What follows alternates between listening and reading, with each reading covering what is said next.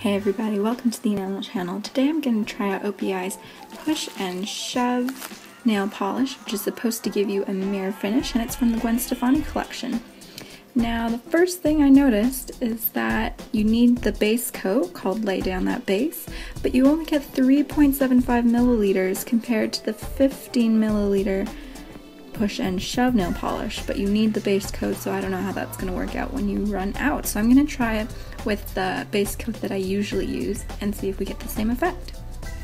Alright, on my middle finger I have Laid Down That Base, which came with the set, and it's dried pretty quickly. And on my pointer finger I have my usual base coat that I got from my 7-Eleven. So we'll see what happens.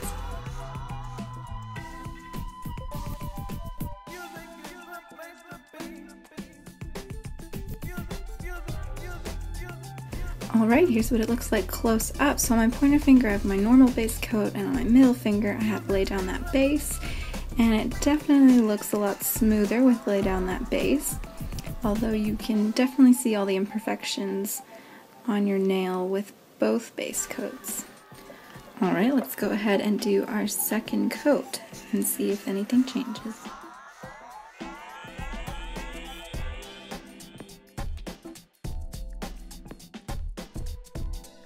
Okay, I'm not sure if you noticed, but you need to make sure you have a good amount of wet nail polish on your brush, because if you brush it too much, you'll start to wipe it away.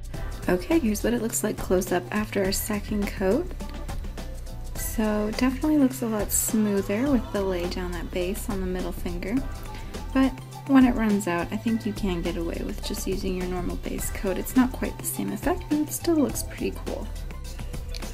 Okay, so I went ahead and did the rest of my fingers, all with the Lay Down That Base. So it's just my pointer finger that has a regular base coat. And I'd say the only thing I noticed is the polish on my thumb is a little bit thicker than the rest of my fingers, and I'd say it's a little less shiny or reflective than the rest of them. So I think doing thin layers is really the most important thing. Now, the other thing this nail polish says is that it's only meant to be worn for one night. So I'm going to come back tomorrow and show you how it's worn.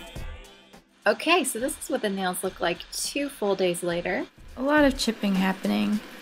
So this is definitely only meant for a day or two wear, unless you live a daintier lifestyle and you don't need to be reaching into backpacks and doing exercise classes and all of that.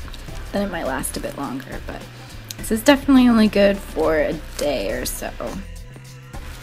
My right hand, which is my dominant hand, is even a bit worse, so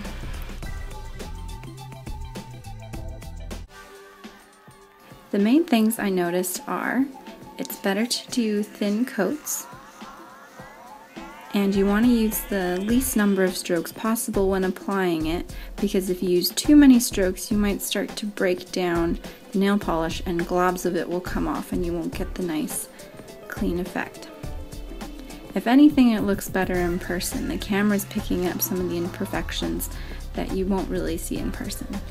I think overall I do recommend this product. I got mine on sale for $8 at a department store in Australia, so if you can find it for a good deal, I definitely recommend buying it, because if you have a special event some night and you spent too long on your makeup and you're running a bit late, this is a great way to get a cool looking effect really quickly. It dries quickly, so you can do it and run out the door.